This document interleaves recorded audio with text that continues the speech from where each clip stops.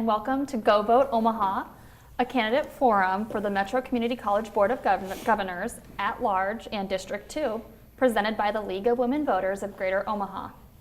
I'm Rebecca Armstrong-Lengle, League Vice President and moderator for this forum.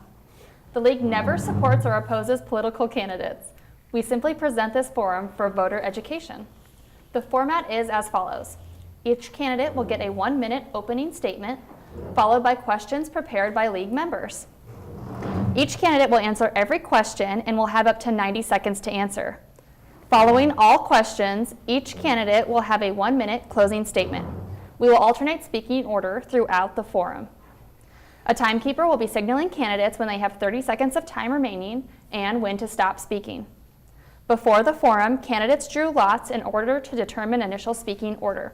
I will introduce them now in that order. There are 2 candidates running in each race.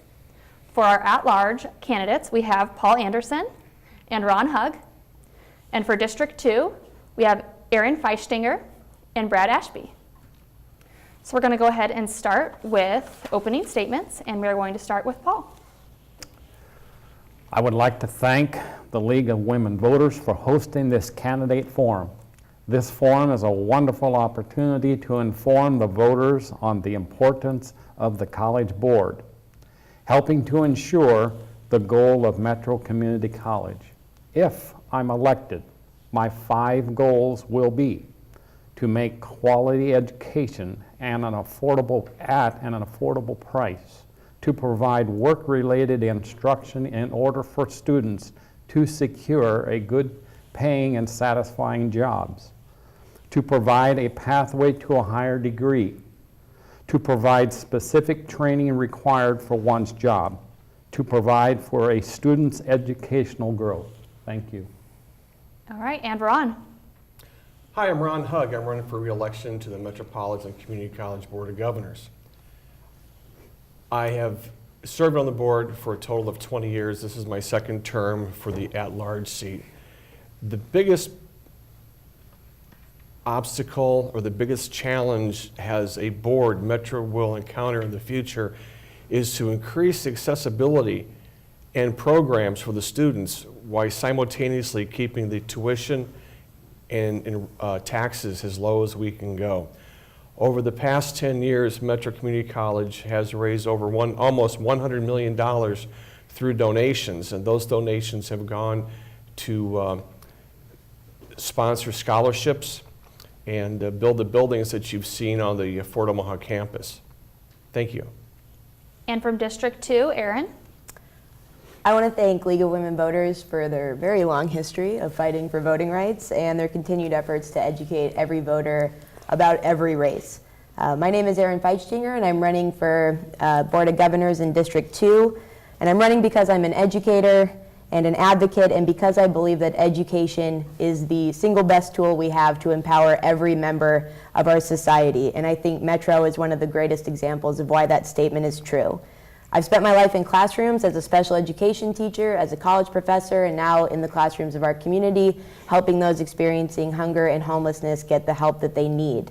So I see every day what a Metro education can do to get people where they deserve to be. Metro can do amazing things only if we keep it accessible, affordable, and responsive to community needs. Thank you for hosting this forum, and I look forward to a good discussion. And Brad. I would also like to thank the League of Women Voters for hosting this event and giving us an opportunity to show the differences between me and my opponent. On Metro Board, there's 3 main purposes. 1, to hire the college president, 2, to pass the yearly budget, and 3, making policy decisions. Metro Community College currently has a very good president, which I support 100%, and I do not believe it is my position on the board to micromanage him. Last month, we passed the 2018-2019 budget, which was worth approximately $200 million without a property tax increase. And thirdly, Metro Board is not a place to bring a political agenda. MCC is very well run both academically and financially. There's little reason to change the direction of the college at this time. Thank you. All right, for question number 1, we're going to start with District 2. The question is, How would you help ensure that MCC recruits and retains the best and brightest staff and instructors? And Brad, we will go with you first. I think we do a very good job with that. Our standard for hiring instructors is they have to have a master's degree with 18 hours in their particular field. And some of the trades, they have to have equivalent technical experience and experience in that field. I think we do an awesome job with that. We have top-notch instructors across the board. Great. Erin? Yeah, I think Metro, they maintain one of the highest accreditations across the community college system. I think that's excellent, and one of the ways that they maintain that accreditation is by hiring faculty and staff who are qualified to teach their courses. I think one way to make sure that we're recruiting and retaining the best of faculty and staff is making sure that we're paying them adequately for the incredible work that they're doing to educate our students and to make our society and our economy a better place. And also making sure that we're providing opportunities for our faculty and staff to learn best practice, to learn new innovative strategies for course delivery. And these are all things that would help not only our students, but also our faculty and staff make sure that they feel supported and welcomed at Metro. All right, we'll move on to the at-large candidates, and Ron. Metro has over 2,000 full-time and part-time employees currently. 75% of our budget goes to the salaries and benefits for those 2,000 employees. I think the best thing that Metro can do to help attract and retain employees, whether they be students or hourly people, is to make sure that we have a culture that is very supportive and very responsive, and that the administration has the credibility and the respect of those employees and those faculty. They have to be able to believe in their leadership. And I think if we have a solid leadership, that will continue to attract quality people. All right, and Paul? A point that I'd like to make as far as attracting the brightest and best, as far as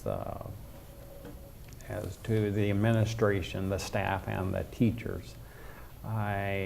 My take is that the board should not be involved in a micromanaging sense as far as who those people would be. I feel that Metro's, the deans of the various departments and their staffs have that responsibility.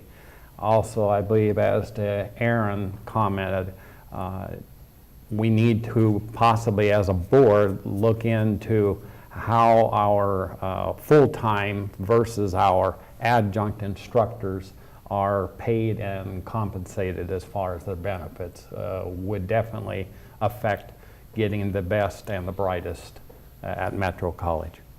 Great. For the next question, we're going to start with the at-large candidates. What has been your experience with community college? And Paul. Good question.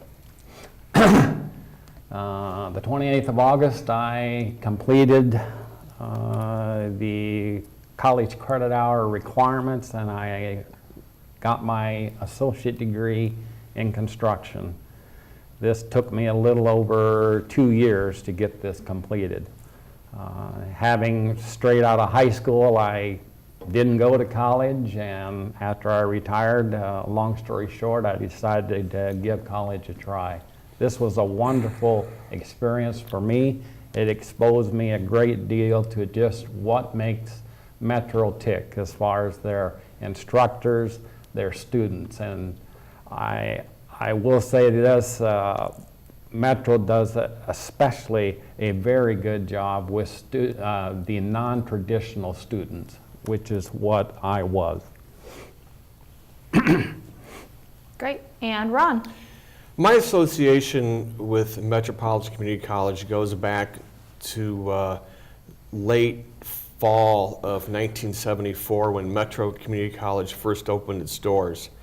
I was not successful in high school, And I was encouraged to go to Metro when they first opened their doors to pursue my GED. I was actually the first student to get a GED diploma from Metro. I was given that in December of 1974. From that, I continued my education through Metro Community College and Iowa Western Community College. And I was a part-time student for 30 years before I attained my bachelor's degree. And all those hours were while I was working full-time, working overtime, raising a family. So I understand the challenges that 80% of the students at Metro have. 80% of the students at Metro are non-traditional students. They're exactly what I experienced, working, raising a family, dealing with that day-to-day while you're continuing your education. Currently, this average student at Metro, the 43,000 students we're serving right now, the average class load is about 2 classes per student, so they're all part-time. All right, and we'll move on to District 2 candidates. Erin? Yeah, so I was a special education teacher in the public schools, and my specialty was behavior disorders for high school students. We did a lot of work with the community colleges in the area, making sure that our students could transition into community college after the completion of their time with us at an alternative school. And the community college was great because it helped our students build confidence to make them feel like they could succeed academically, that someone believed in them, that they might have a shot at a degree. And that is invaluable, honestly, in a student's life who has been told no or who has struggled their entire career. Also, as a college professor, I had a lot of transfer students who were from community college systems as well, and they often showed up in my class much more prepared for the rigor and for the kind of schedule of college than my traditional students. And now, working in the community, Metro has been an incredible resource for the people that I work with in terms of helping them get their GED, in terms of helping them with ESL classes, with literacy, and also just, again, giving them that confidence to be able to find self-sufficiency and stability in their own lives. So never had anything but positive interactions with the community college. Great. And Brad? My first experience with Metro Community College, I worked as an adjunct professor teaching computer classes at the Elkhorn campus, the South Omaha campus, and the Omaha Correctional Center. One of my accomplishments that I'm most proud of as being on Metro board was to bring forth the idea to the president the possibility of a cybersecurity program that is in fact certified by the NSA. There are approximately 1,500 cybersecurity jobs that are going unfilled in the state of Nebraska at this time. And those are very high-paying jobs that pay between $85,000 and somewhere south of $100,000 just to start, with a huge potential. And those are very high-paying jobs that are really going to help out our community.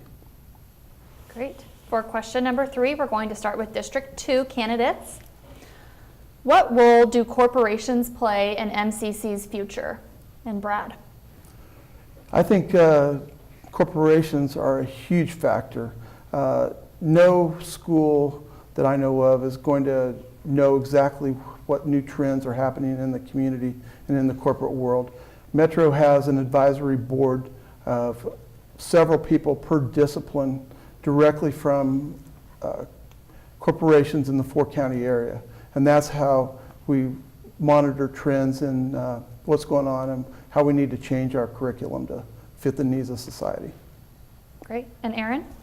Yeah, I agree with Brad. I think that corporations are integral to the success of Metro, especially in terms of Metro being able to leverage existing resources to pay for itself, basically.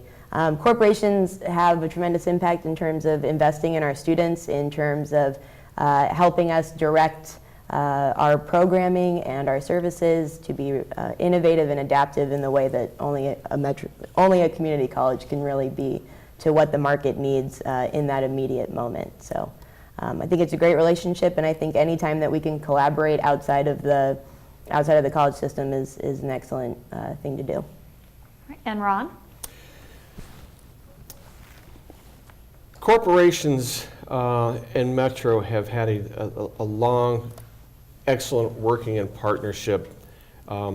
Corporations come to us frequently and ask us to fulfill training needs inside their walls, and they also help identify to Metro potentially new programs and new areas of instruction where there may be some job growth. They are our constituents. Thank you. Great. And Paul? Yes, I agree. Corporations should be a very important partner with Metropolitan Community College. When I was a railroader, working in Lincoln, I believe it was the Southeast Community College in Lincoln had started a partnership with a community college down in Overland Park, Kansas. That blossomed into the railroad making their own school. But that was an example to me that those partnerships would work. And if I'm elected to the board, I would look forward to that possibility or opportunity to increase the number of partners with the college. Great. For question number 4, we're going to start with the at-large districts. What is your vision for MCC? And Paul? I recently attending some of the board meetings, the topic of the dual credit program that Metro has. If elected to the board, I would see that as a possible opportunity to increase the number of high school students who are getting college credit while they are still in high school. This is a win-win for all sides. They are getting this college education at a reduced cost, and it would be pretty much a real good guarantee that once they finish their high school, they will become possibly a student at Metropolitan College. Great. And Ron? Vision to me is long-term vision. It's what you see down the road 20 years. And that's what the board, in my mind, needs to be looking at. We have needs today that we need to tend to, but we also have an obligation to the future and be able to facilitate that the institution is at a point where we need to be down the road. I championed buying ground in Sarpy County for a new campus, and my thought at the time was we need to be buying that ground with 2014 dollars, not 2020 dollars. So being able to have that vision to see where Metro needs to be, 5, 10, 15 years down the road to make sure we're well positioned for it. Thank you. Great. And Erin? One thing that's near and dear to my heart is making sure that we're maintaining and also working to increase student support services at Metro. They already do an excellent job, but I think we can do even better by collaborating with across sectors, the nonprofit, public, and private sectors all at once, to make sure that students are getting the support that they need, because it's not just about getting them into Metro and getting them into the classroom, but supporting them throughout their entire educational journey. Also, working to increase participation in the dual enrollment program so that high school students see Metro as a viable option and as a way towards stability and opportunity and success in their own lives.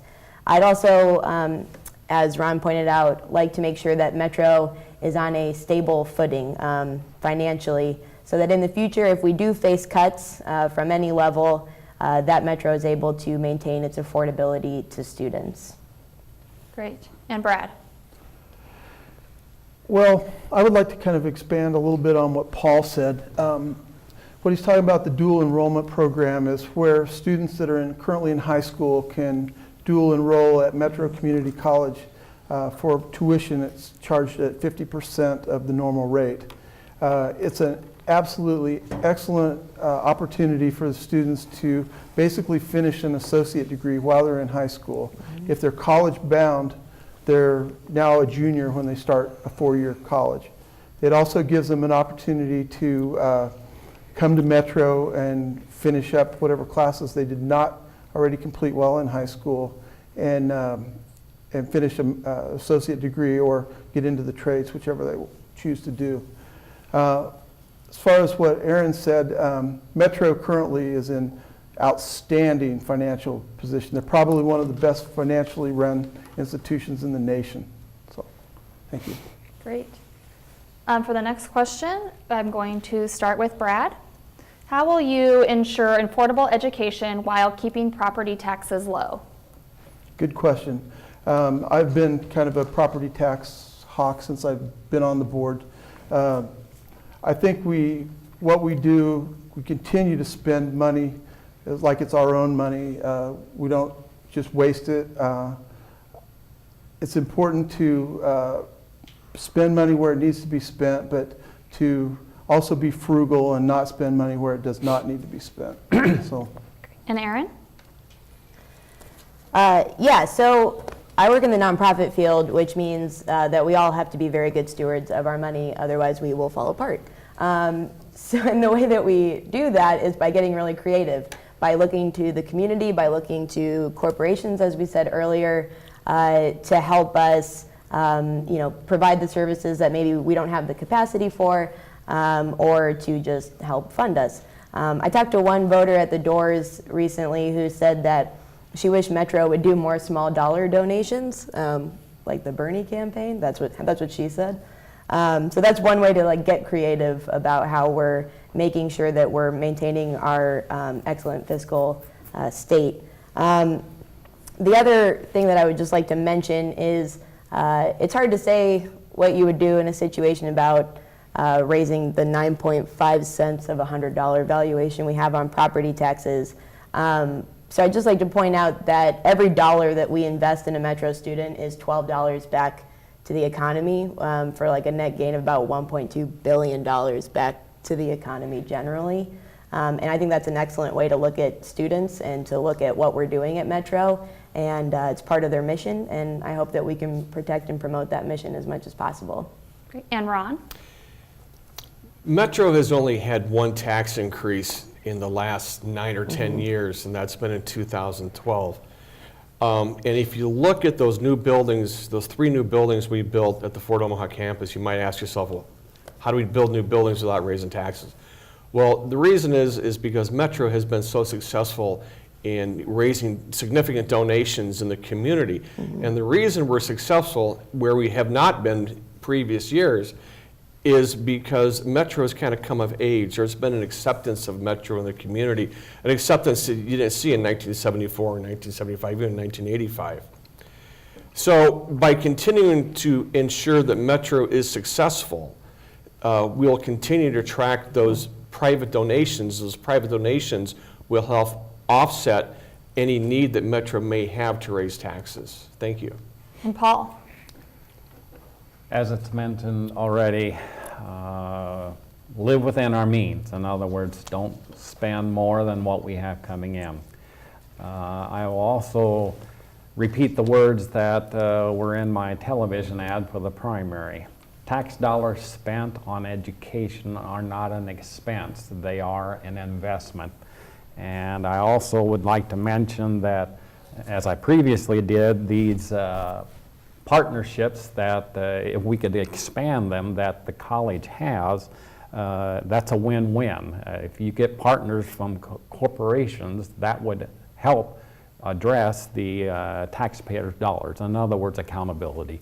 Great. For the sake of time, we're just going to do 30 seconds for our closing statements. And the at-large districts, we're going to start with Paul. As a past college graduate of Metro, I know and understand firsthand the tremendous value that this community college has to offer. As a board member, I would like to increase the number of business partners with the college. I would also like to get the cost of student books and materials reduced Another challenge would be to provide and make childcare affordable for our single-parent students. I would ask for the privilege and honor of your vote on November 6th. Okay, and Ron? Metro Community College has come so far since it's opened the doors in 1974 when it was Metropolitan Technical Community College. We're on the right track. We have come a long way. We're doing great things, but we have a long ways to go. And making sure that Metro is prepared for the future will be my primary job. Thank you. And Erin? I'm an educator, an advocate, and I work hard every day to bring more voices to the table so that we live in a fairer and more equal society. I'm running because we need to fight to ensure that each and every one of us has access to the things that we need to succeed. I think Metro is one of those places that we need. So I'm here to protect it, promote it, and to fight for it and all it represents, and I hope you'll do the same. We just have to show up because every race matters, every vote matters, and every voice matters. So I'll see you at your door, and I'll see you on November 6th. And Brad? At $64 per credit hour, Metro Community College is a bargain compared to other schools in the state and surrounding area. My opponent has sent out postcards which say, "Keep MCC awesome." I wholeheartedly agree with her on that. Let's keep MCC strong. Re-elect Brad Ashby to Metro Board on November 6th. Thank you. All right, well, that concludes our forum for tonight for Metro Community College Board of Governors at Large and District 2. The League wants to thank all of our candidates for participating. And for the League of Women Voters of Greater Omaha, I'm Rebecca Lengel, reminding you to go vote Omaha on Tuesday, November 6th. Thank you.